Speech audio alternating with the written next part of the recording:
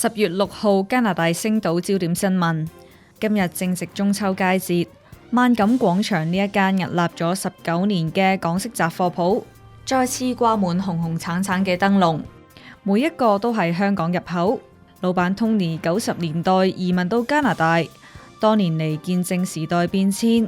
呢一啲嘅燈籠對佢嚟講已經唔止係貨品，更加係一種傳承。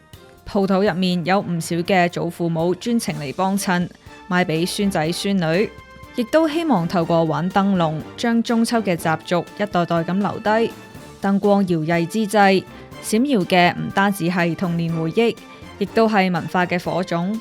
就算時代變遷，中秋依然係團聚嘅理由，亦都提醒大家，即使身在異鄉，仍然有嘢值得守護。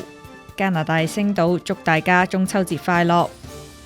下載加拿大星島應用程式，瀏覽更多新聞。